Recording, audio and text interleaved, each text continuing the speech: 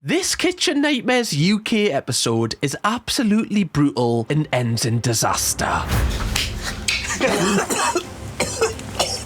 Someone get him a drink. They're fucking minging. And if you toss that fucking cabbage once more, I'm gonna ram up your ass, okay? Don't start crying. I'm not. Well, you're about to fucking bubble. Hello, you gorgeous donut. Kitchen Nightmares is a TV show in which celebrity chef Gordon Ramsay visits severely struggling restaurants and attempts to turn them around within 1 week. This show exploded in popularity when Gordon made the US version because it was full of endless drama, high-intensity arguments, some of the worst restaurant owners I've ever seen, and it created some of the most viral memes on the internet. That is well done, so stop bringing me shit! But before the insane US spin-off occurred, Kitchen Nightmares actually started as a UK series, and the UK episodes of this show are a lot more raw and gritty and unfiltered. Gordon breaks these people down to their very meat and bones. So in this video, I thought we would take a look at the most iconic episode ever of Kitchen Nightmares UK, which also happens to be the very first episode of the show ever aired. So this is before they got the storyline and the structures down to a template. This here is the most unfiltered episode of Kitchen Nightmares ever. So we're going to break down every single chaotic moment that happens in this, why this episode still shocks fans 20 years later after it aired, what really happened between the owner of this restaurant and the head chef as soon as the camera stopped rolling, and at the end of this video we're going to discuss how every single person that took part in this episode had their lives ruined after it. Honestly, this is wild. Let's dive in. So the episode begins with us learning a little bit about the restaurant Bonaparte, which is going to be taking part in this episode. This is situated in Yorkshire, which is so weird to see in a Kitchen Nightmares episode, like somewhere that's not that far away from me in the north. Usually it's in like Texas or New Orleans. No, fucking Yorkshire. You fucking knobhead, what are you doing around here? Up the boys. Hopefully he's got a cuppa on the way. However, that's where the positivity stops, as this restaurant is on the brink of closing after it's recently been taken over by its new owner Sue over a year ago. Sue says that they only ever have a max of 2 customers at a time in the restaurant. How many did you have in for lunch? About 2. Last night? Last night, I think we did only 2 again. That's all. Sorry, who are these like 2 die-hard Bonaparte fans? Surely it's got to be the same 2 people, right? Like they come for dinner and for tea every single day. Is this just Sue's mum and dad? I don't know. Maybe they just have like a 2 people at a time policy, right? It's kind of like an exclusivity thing. They're working like a supreme drop. Probably looking too much on the bright side here. I don't think this is by choice. We find out pretty quickly that she's relying on a 21-year-old head chef to save the business. I would like a couple of restaurants, maybe 3, being Leeds and London, New York, wherever, just big cities. Yeah, I want obviously a few restaurants, obviously like, Leeds, New York, all there, just anywhere really, in me back garden, that kind of counts, doesn't it? He was so specific, he was like, fuck it, I don't care, anywhere. To be a head chef of a restaurant at 21 years old is like pretty crazy, like you have to be world class pretty early for that to happen. I want to know what's going on here. Like, is there like, a Ratatouille thing going on where he just got took over by some sort of animated creature and this has made him cook at a level which he's not used to? He also says that Gordon Ramsay is one of his biggest inspirations and he also wants to be a TV chef one day, which I'm a little bit worried about because I feel like this is going to be a case of never meet your heroes, as Gordon is probably going to end up tearing this guy down if this is the most iconic episode. He's not going to come in and just lick his arse, is he? Hopefully not literally, although I mean this is meant to be unfiltered. Yeah, anything could happen. that would be a curveball. Okay, just Gordon like, right, alright, Tim, bend over. Open up now.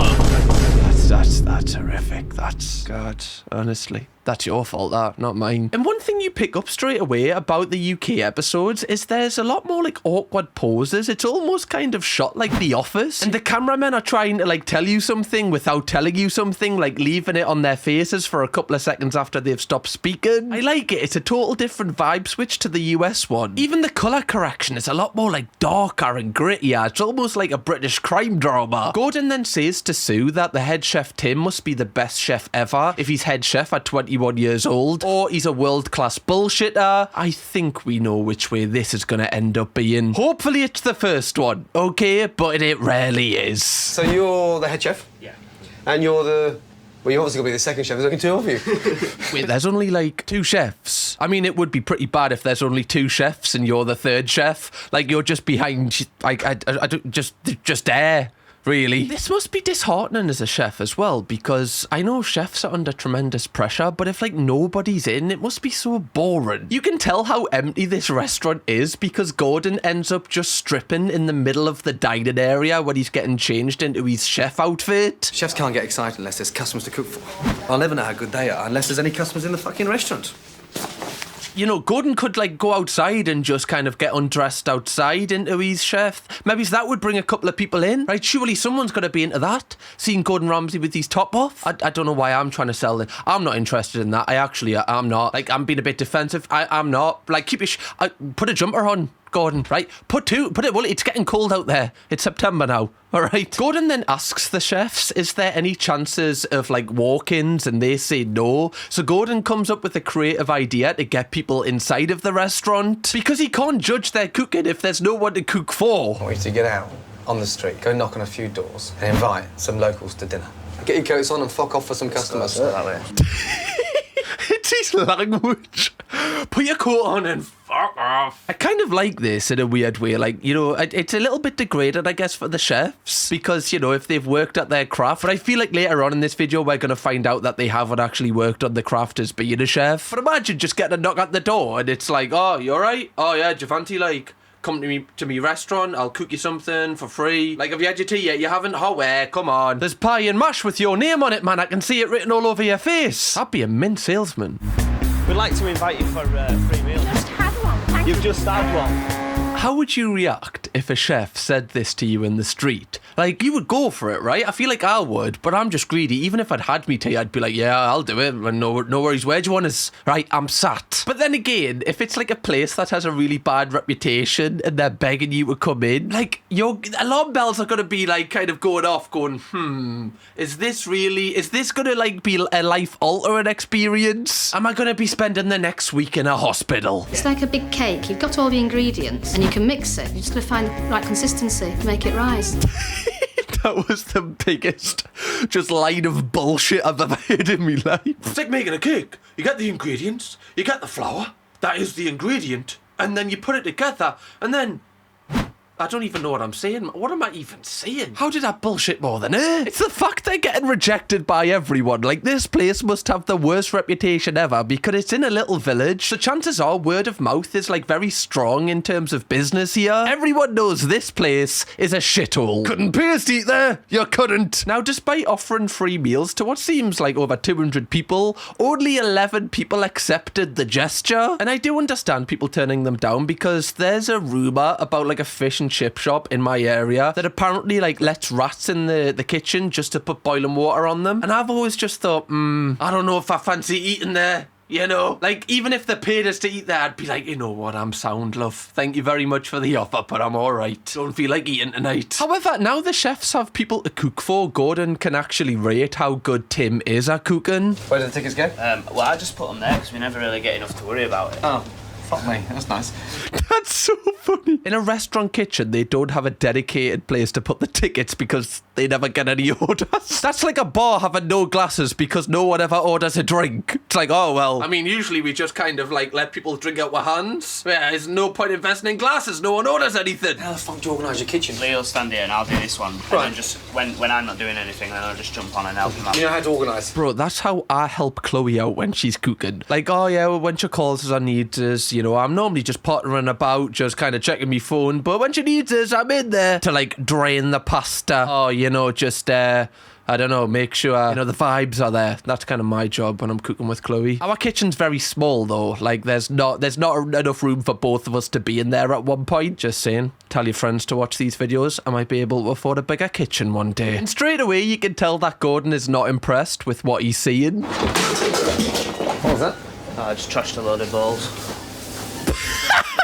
It's the awkward silences are so good. Like, the fact that there was just the biggest crash and bang ever and it was just silence and just, so what was that? Oh, this is so good. I love UK Kitchen Nightmares. If this was the American, there would be about 40 explosion sound effects. The colour correction would just be like orange and fire. This is amazing, just gritty and raw. Oh.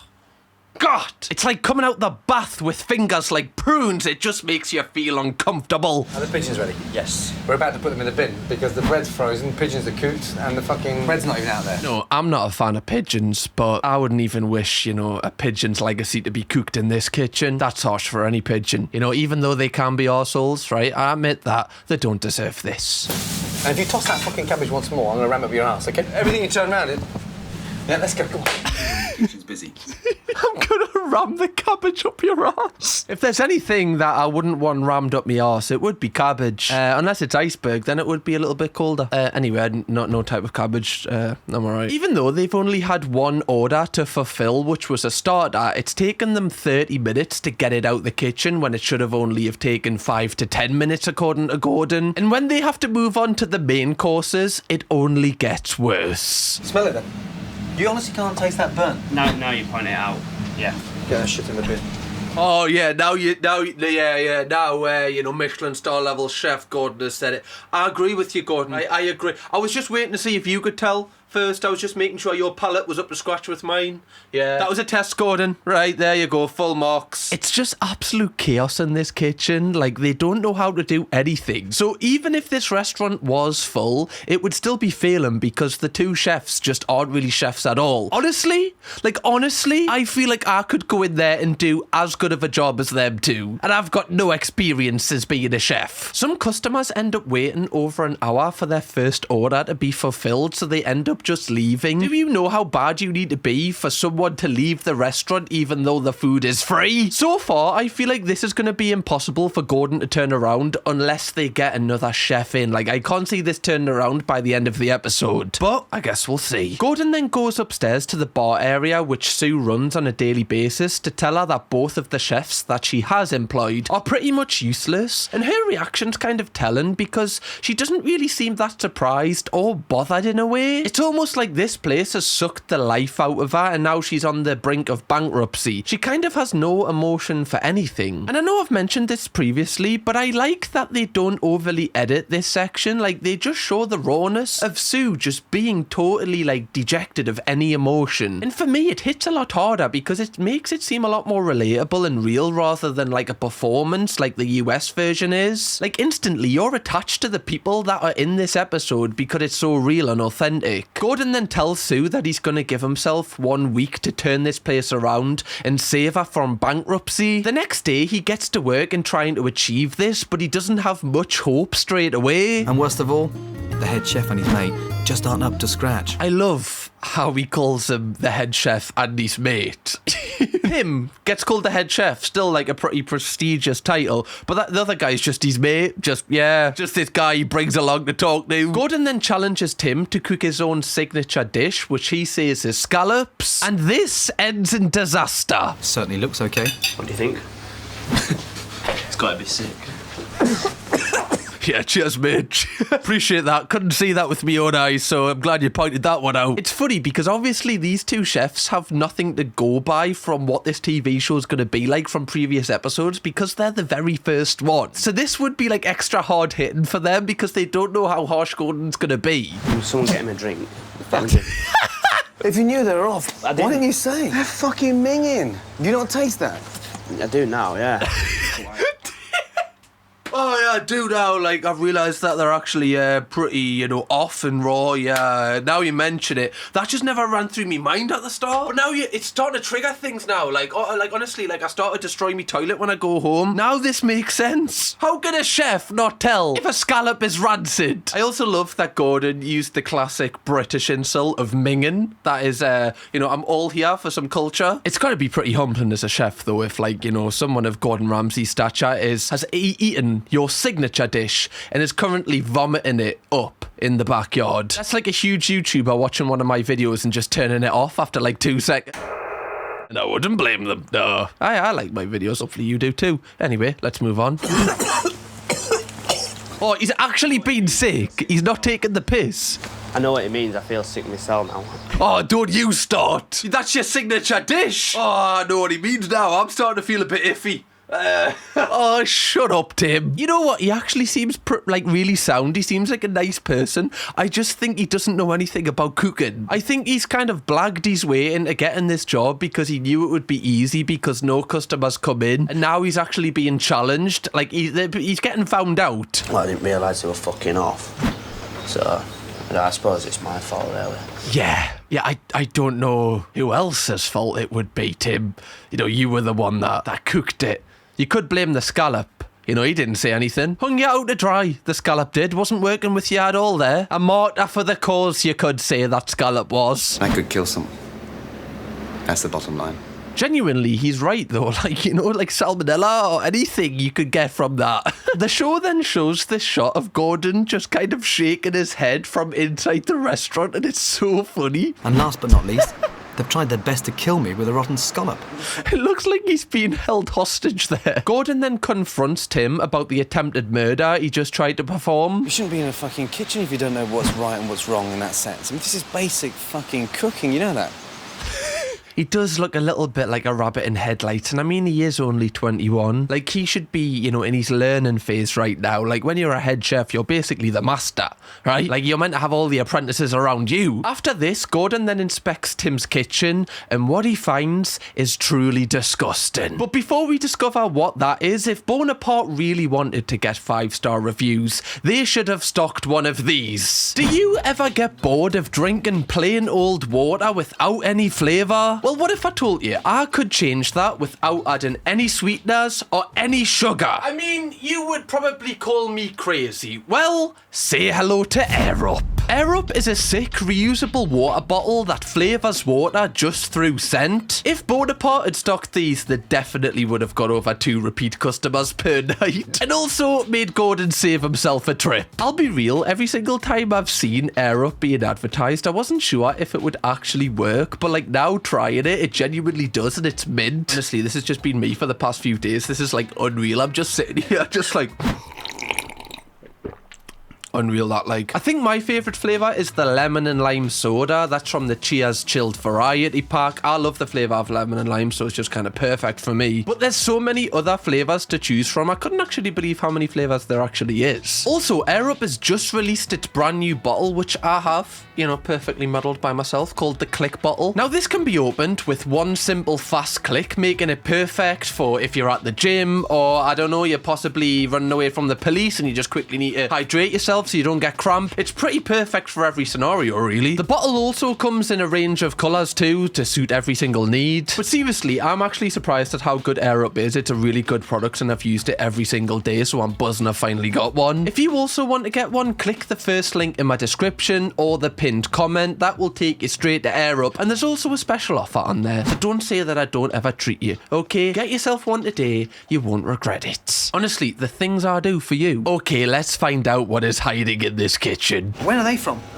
Saturday. Saturday. Would you use them today? No. No, so what the fuck are they doing in the fridge? It's like he's just like a rabbit in headlights any time that Gordon confronts him about anything. He just looks like he wants to cry. Like, I'm dying for him. I think he's just completely out of his depth here. Yeah, it looks like sheep's turd that's been infested with ants. Bit specific. Actually, that's how the customers like it. The 2. They return every night, don't they? When's that from? I'll tell you. What are we doing with them? Throw them in bin. Throw them in bin. But you keep them in the fridge for 2 days before you throw them in bin. What, do you not do that? Weirdo. What, you put your potatoes in the bin lukewarm? I like to put mine in chilled, thank you very much. With a little bit of, okay, gives it a little bit of character. So all this fucking fridge is jam-packed with shit, and we're standing here saying, we'll put them in bin. Well, get them in the fucking bin! A health inspector would have a field day. I was just thinking that, you know how restaurants and like takeaways, they get like a hygiene rating? I want to know what the hygiene rating is for this place. Surely, like, it would get shut down, because when you're lower than a 1, don't you get shut down? This cannot be anything higher than a 1. Even a 0.5 is pushing it, and they don't even do that. I've got a good fucking mind to get hold of fucking Sue and just tell her to fucking close the place, because this is the fucking pits. I've never seen anything like this in my entire fucking life, you know that? Honestly, I would just die of embarrassment on the spot if Gordon Ramsay came into my kitchen and went, fucking hell, this is the pits. It's the pits. It's the fact that Tim's just catching flies constantly. Just... rock bottom. I've never seen anything like this in my entire fucking life, you know that? Because this is a fucking embarrassment to catering, let alone fucking ringed out fine dining. This is what makes this 10 times worse as well, as this is meant to be a fine dining restaurant. Like, fine dining. This is expensive. What? I wouldn't send me worst enemy here. I don't think I have an enemy. I need an enemy. If anyone does want to be my enemy, just follow me on Instagram and just send hate in my DMs, and then we can kind of start it off like I'm Kirkham, just saying. Not the best start it could have been, were it? It's alright. I'll sort it out. How are you going to sort this out, Tim? Not the best start, you know. Well, can only get better from here. I'll sort it out. How? Like, how? This is what you see if, like, you forget to empty the dishwasher. You're like, oh, I'll sort it out. Like, not fixing an entire restaurant from the pits. We're in the pits here, Tim. The bloody pits. You can tell Tim is starting to get annoyed at this point because obviously he doesn't really answer to people on a daily basis. And now Gordon's coming in and kind of just bossing him about. Like footballers playing with no football, innit? They just run around. What's the point? They'll sit on their asses after a while, won't they? That's how it is. What shite are you chatting? Oh, for footy, it's just like a footballer not having a football. They just sit on their arses. What the? I think they would just stop the game. If someone just came onto the pitch and took the football, are they just sitting there until someone returns it? I don't even know the correlation. Gordon said, throw away the potatoes that have got fur on. And you said that's what you've worked hard for.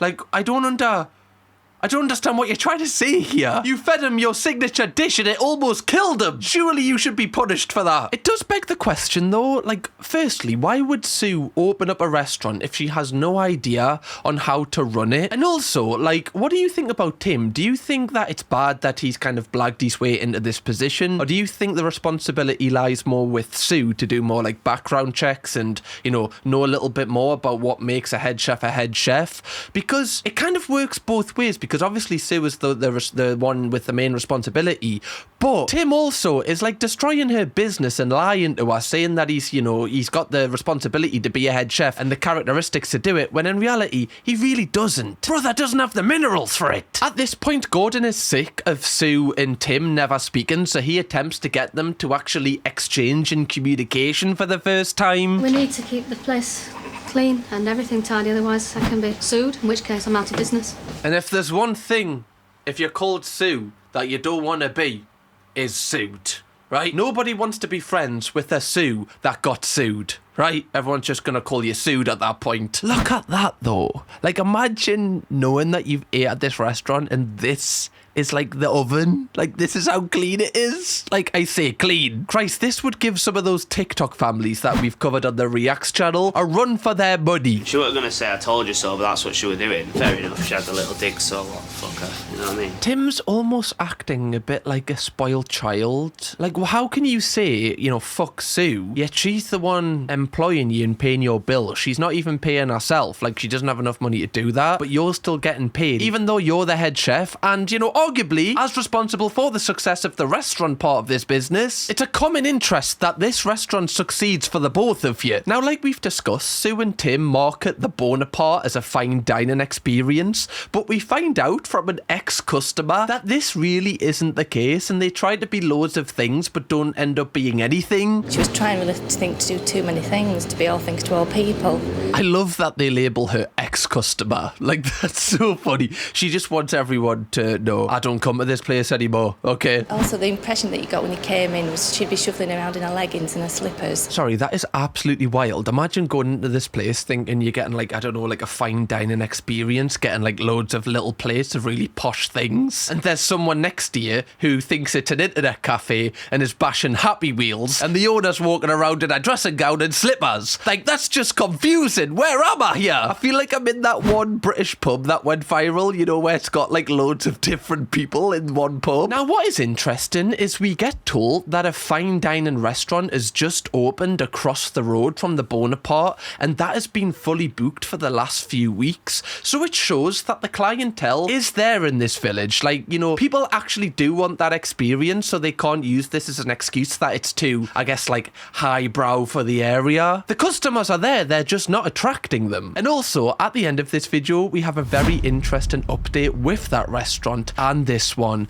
because there's a little bit of a feud. But just on this note, could you imagine being in that other restaurant, looking at the Bonaparte and seeing Gordon Ramsay show up? You would kind of, like, shite yourself. Because this guy could turn this place around and take all of your customers. I'd be doing anything just to slow him down. Like, I don't know, just like nick his dust caps. You know, let his tyres down. Swat him. Nah, that's too far. I wouldn't do that. Not me. Right, I'm too good for that. Nicking his dusties, though. I've got that in us. I have. Right, I'm going to admit it. There we go. Lock me up. All right, throw away the key. Now, luckily, Valentine's Day is only 4 days away, so Gordon is going to use this as kind of like a springboard to build some momentum with the Bonaparte and get people through the doors. Because obviously, Valentine's Day is like one of the most popular days of the year for restaurants, as everyone, you know, goes on a date with their partner. Thanks for explaining Valentine's Day celebrations, Cam. Right, just in case anyone has just spawned on Earth. I've got you covered, all right? And Sue says it's all riding on Valentine's Day being a success, because if it's not, she's going to lose everything with her bankruptcy, like everything she owns. So Gordon gets to work trying to turn this place around even more. He takes himself and Tim out in the public and gets the public to try 2 dishes. They try Tim's signature scallops meal and also Gordon's pie that he's made, and they basically make the public choose which one they would rather pay the money for. Just quickly, if you haven't already, please do consider pressing the subscribe button. We are on the hunt for 1 million donuts on this channel, and we're getting there, right? We're building up momentum. So if you want to be able to say that you were in the before 1 million club and join the best community on the internet, press that button now. It takes 2 seconds and it'll get we're closer. Which one would you prefer? Well, I like the pie, personally. Well, I like the meat. I'm definitely a meat lover. Thank you. 1-0, you fucker. I don't know if it's because I'm northern, but I just know that northern people in a village would rather eat a pie than eat scallops. Like, overall, I feel like if you're in a city, you know, like a big city, getting scallops or something a bit posher, like, people push themselves a little bit more. But in a village like this, I feel like people would rather like a home cooked, like, warm kind of meal, like a traditional meal. I would probably go with this one. 2-0. Next, please. You don't like scallops? 3-0, you twat. Gordon is so funny. I feel like he feels more comfortable in the UK episodes than he does in the US ones. He seems a lot more just like charming and kind of chill, and he's kind of acting like their mate a little bit more. Bistro? That's where we're going. Yeah, fine dining. Who's going in for it? You are Tim. He just threw it in the lake. On camera. Gordon Ramsay's electric. Get him. Oh, God, Gordon. You know, everyone's buying electric cars, trying to save the planet, and you've got Gordon Ramsay here throwing scallops in the river like it's nothing. Like it's nothing. To be fair, it did start in the water, so he's kind of just completing the art. Don't know really about the silver pan, though. Gordon then puts Tim in his place about the way that he speaks to Sue. You're fucking cocky with her, you know that? Yeah. And she pays your fucking salary. How much have you put in here?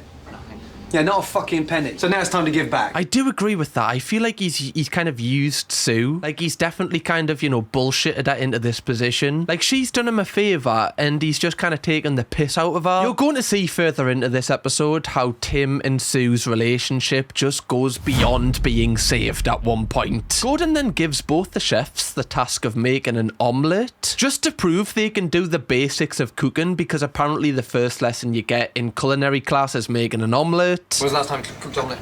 I haven't cooked one before. No, I've never cooked an omelette before. Oh, don't be stupid. I haven't.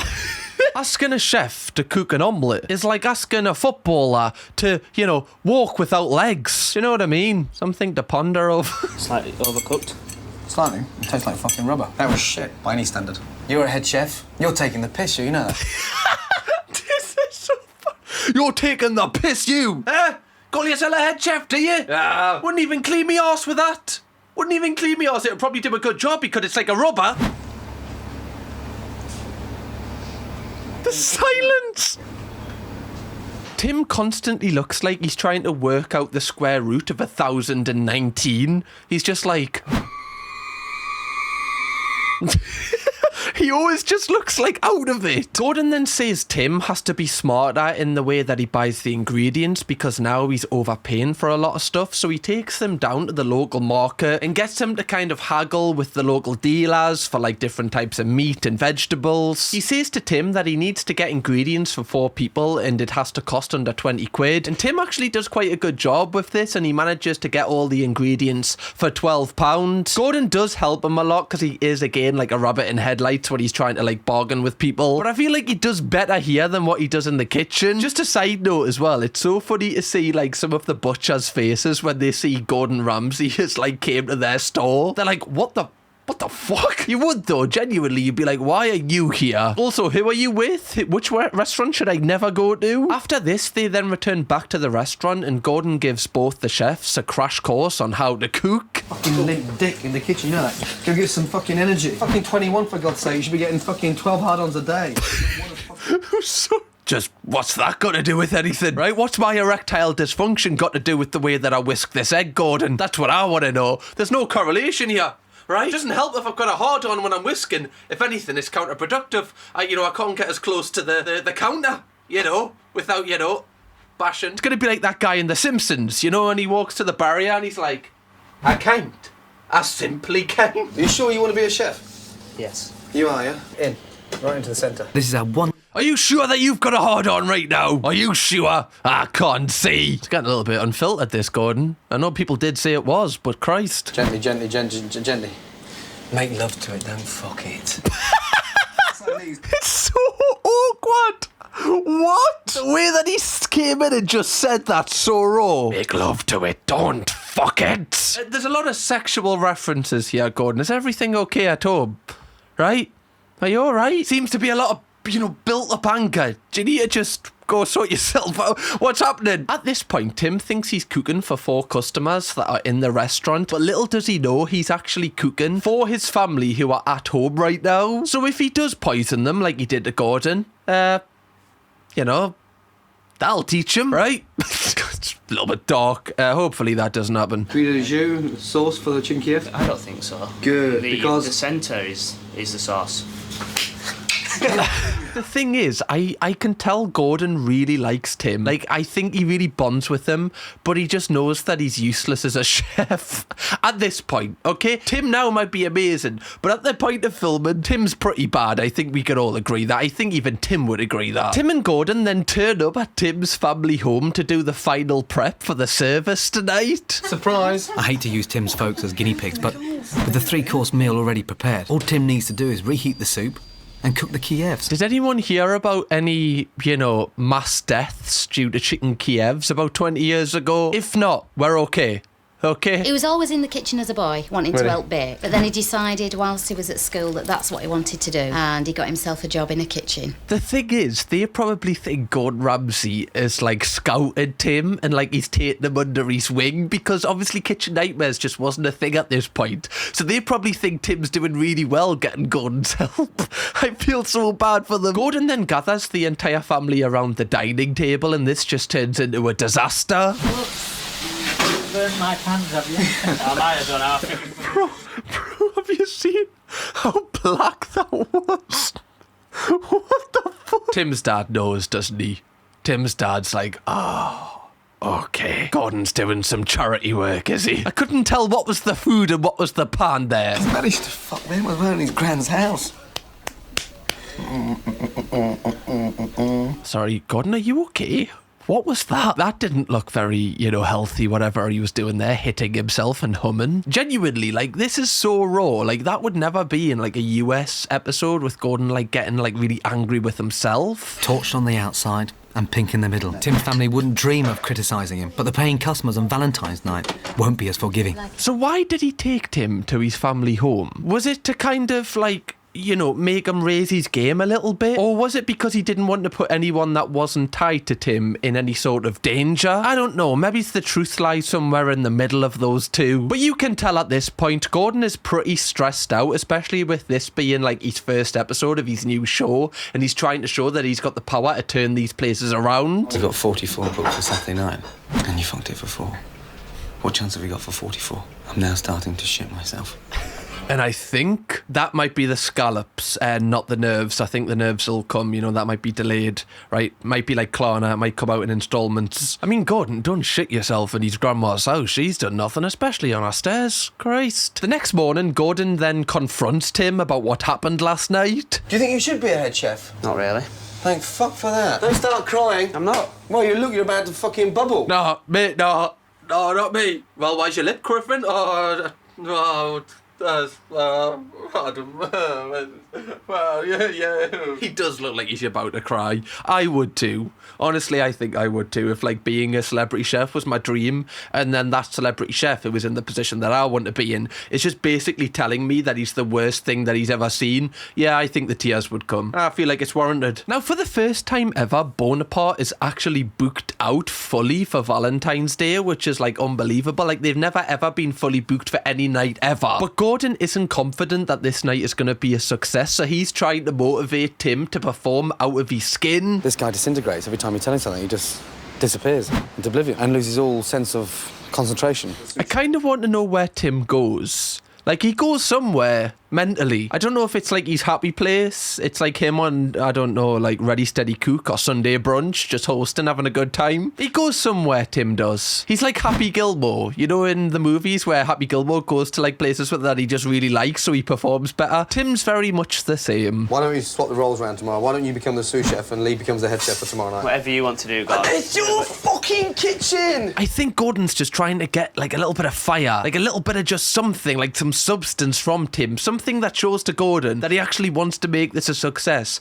But Tim just seems dejected of any confidence or any motivation at all, which is really sad. It looks like he hasn't got a purpose here. And if there's one thing that you need to actually, you know, like improve, is a purpose, like a goal, something that you're aiming for, and Tim just doesn't have it. Gordon then gives Tim and his mate the responsibility of designing some dishes that they're going to cook tomorrow night for the 44 guests. And he's actually impressed with what they come up with. They come up with a lot of like traditional kind of pub meals rather than the fine dining stuff they were serving before. And this is the first little glimpse of something positive we've gotten. They're now spending the rest of this day prepping for tomorrow's service. Apparently they can do 90% of the work today, so it makes it easier for them when all of the guests do arrive. Tim also decides to take it upon himself to go upstairs and explain the menu to Sue that they will be serving tomorrow, and Sue says she's really impressed because he's never done this before. And it's just kind of building that communication. We're starting to see like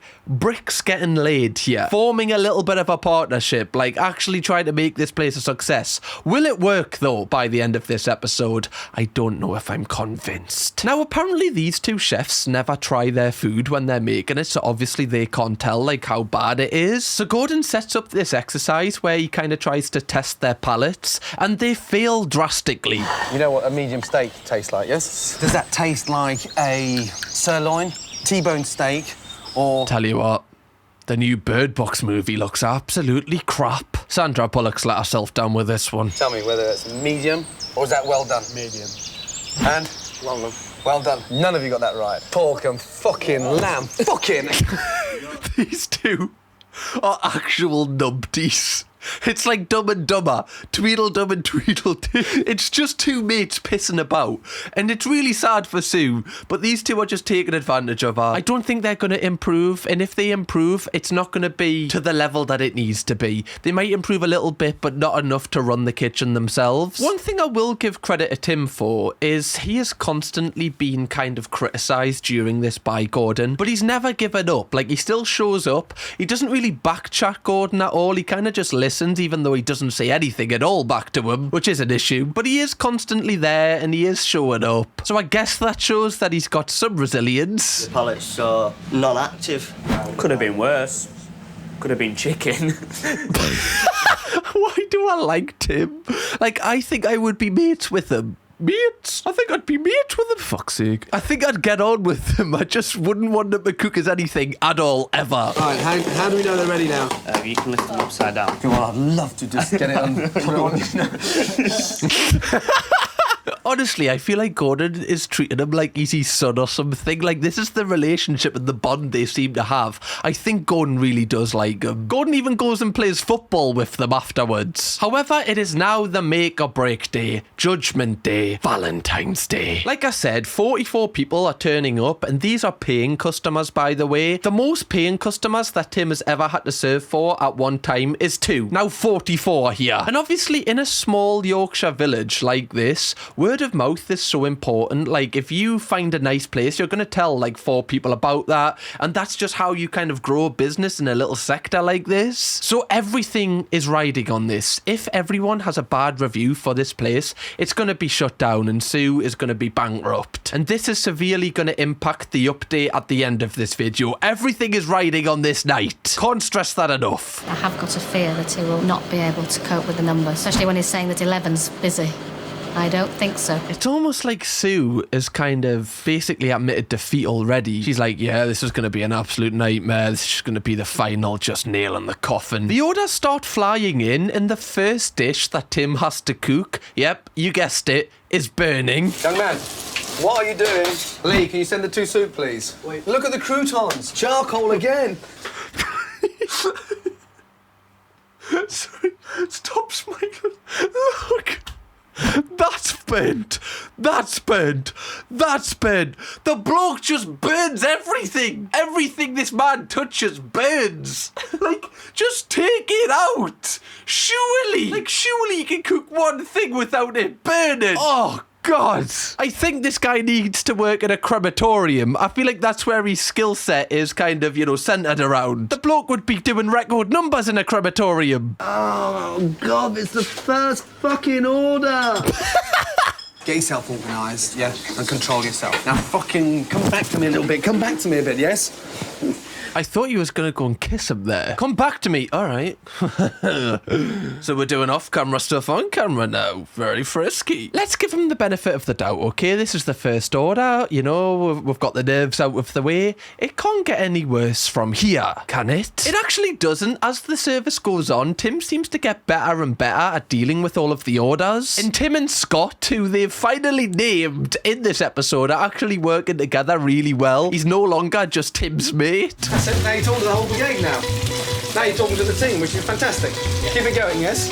That's the first compliment I think Gordon has actually given him, which he's meant. But things are looking really positive. Like, even the customers are leaving really good reviews, which has never happened here before. Food was excellent. It's what we expected to have, really. And it was really tasty and really enjoyable. It was nice. All right. Come on, Tim. Come on. Yes. Timmy boy. Sorry, Tim. Okay, I wasn't familiar with your game. All right, I have a lot of praise for you. Got a lot of time for Tim. Always have, always will. Let's see how the rest of this goes, actually, before I confirm that. And Sue has actually booked a live singer for the night as well, so it seems like they actually have some sort of identity here now. After a full positive experience with the service, the last 2 dishes that Tim has to cook is for his grandma and his granddad, who are celebrating their 40th wedding anniversary. And I just really like that, because it's kind of a nice character arc for him, because obviously he did bad cooking for them at the start, and now he's improved a lot, and he's given them a good meal, and they seem to love it. It was lovely, that steak. It was beautiful. Brought back memories, that T-bone steak. Did it? Yeah. Hey, do you hear what Grandad said? Yeah. Oh, that's gonna make us cry. Why are they so nice?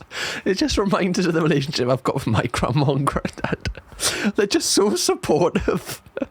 Oh, bless them. I hope they're doing well today, bless them. Like I said, I really do like Tim. Like, he was useless at cooking. Now I think he's just okay. Like, he's getting there. He's definitely trying. And that's one thing you can't fault him on. He is trying. Gordon also recognises this and actually praises him for how well he did tonight. And I'm really, seriously over the moon that you didn't fuck it. Because the first 15 minutes of 6 o'clock, you acted like the biggest twat in Britain. You know that. And you pulled it back together. And that wasn't me, that was you. You went from the biggest twat in Britain to just the biggest twat in Yorkshire, okay? You're minimising the radius, and that's improvement. You're doing great, Tim, you're doing great. And this is how the episode ends before it gives us the short-term update of where Gordon goes back to the restaurant. But before we cover that, I just want to say how amazing, like, the UK version of this is again. There's so much substance to this, and, like, you have, like, a full attachment to Tim. Like, you don't really have an attachment to many of the US owners boners because it's very kind of like, you know, dramatic and overly, you know, just kind of for the storyline. Whereas they went to Tim's house, we learned about Tim, like we actually got invested in his journey, and it was nice to see him do some improvement. We also find out that Bonaparte had record profit tonight. They made £2,000, which they've never ever done before, which obviously is going to help towards, you know, the finances. They also served more customers than the restaurant across the road, so that's a nice little win. Okay, only do W's around here at Bonaparte. But like I said, Gordon leaves the restaurant and he returns a month later to see how they're getting on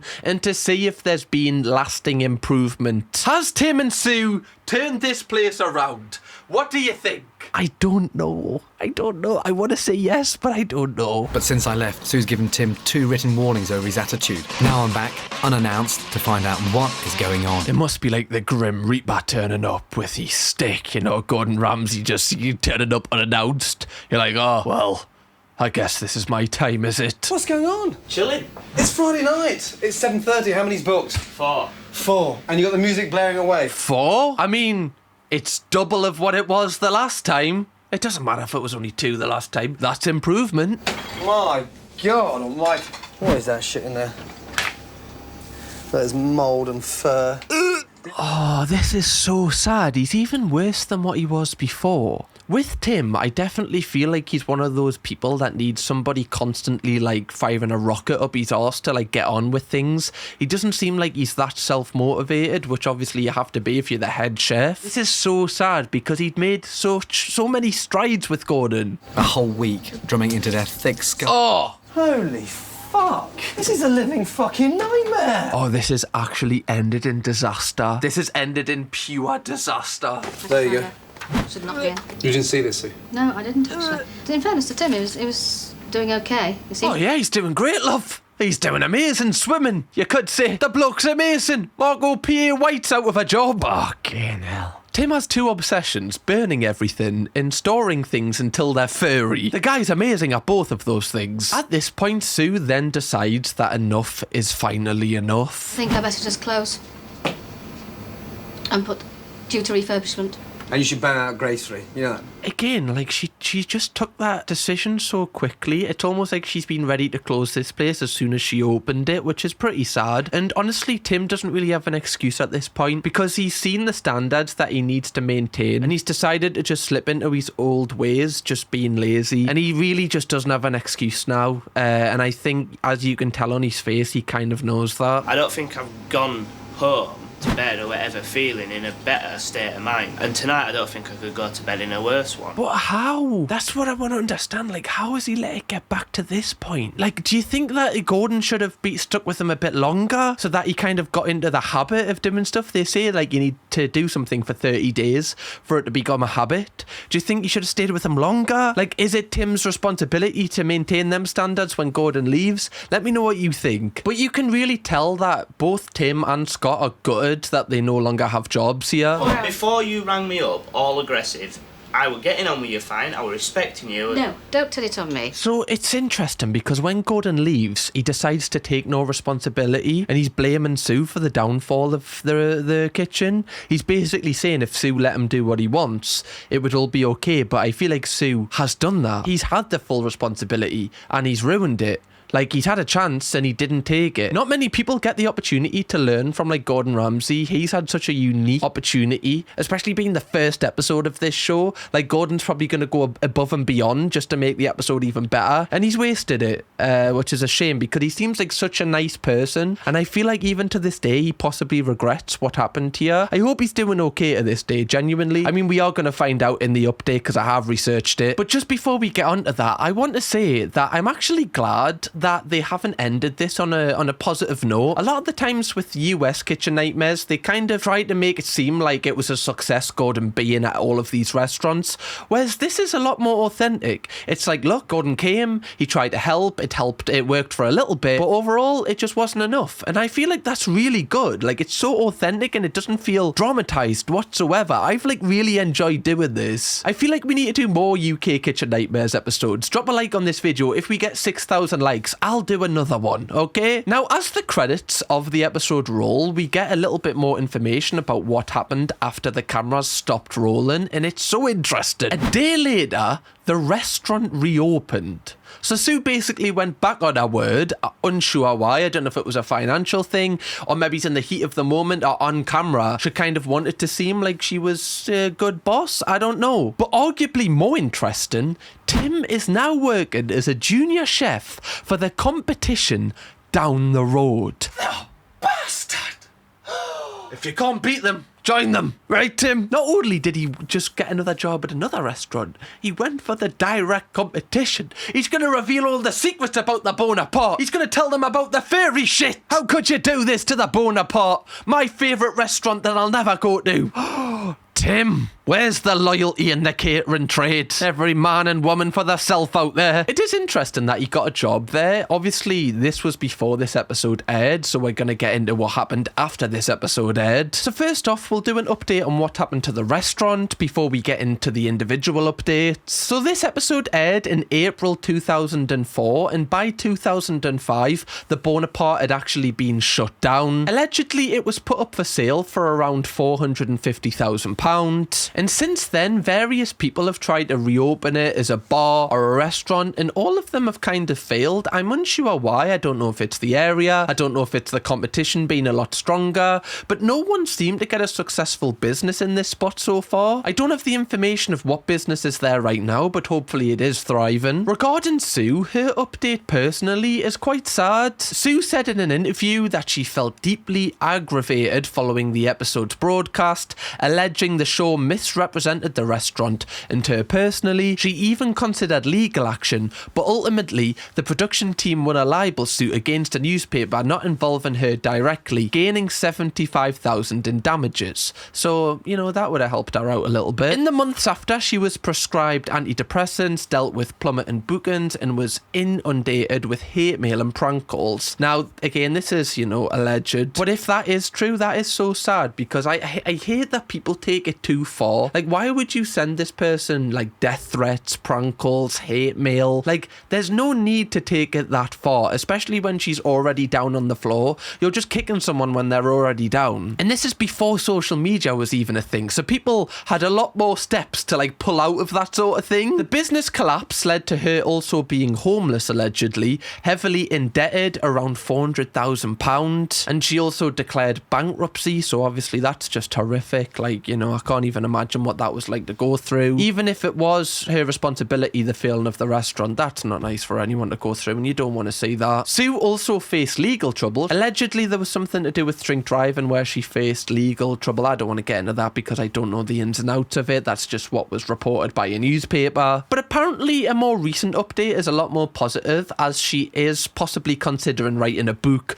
or a comedy show about her experiences. So I like that, if that is true. Like, she's trying to turn all of these horrific things into a positive thing, and that's all you can do in this life, I guess. Now, Tim. The update that I imagine a lot of people have been waiting for. Sue actually fired Tim before she closed the restaurant down. It says here that Tim pivoted away from cooking initially, expressing interest in pursuing television work instead of returning to the kitchen. So I don't know if he thought like maybe this episode was his way of becoming a celebrity or like an influencer. Is that like someone goes on something like Big Brother and they think that they can, you know, just have this as a job? I don't know. He sought kitchen work again and got a role locally, like we commented before, but apparently his kitchen nightmares infamy followed him. Restaurants would ask him to step down when they learned of his previous experience.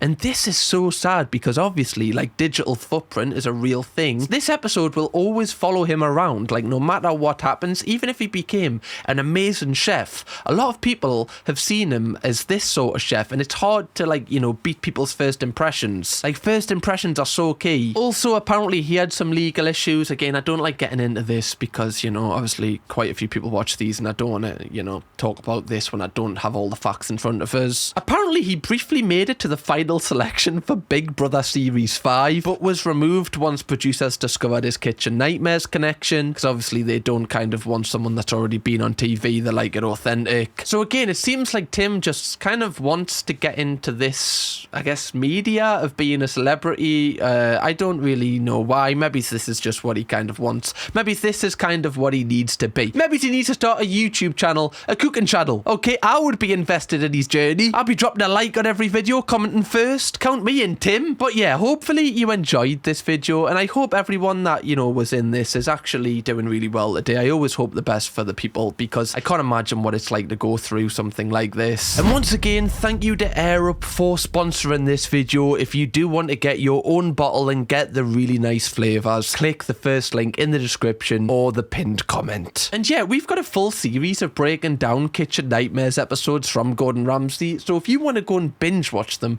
that's your day and night sorted. Okay, you don't even need to move from the spot you're in. Click this video, watch that one, and go on a binge watch. You deserve it. Bye bye, donuts.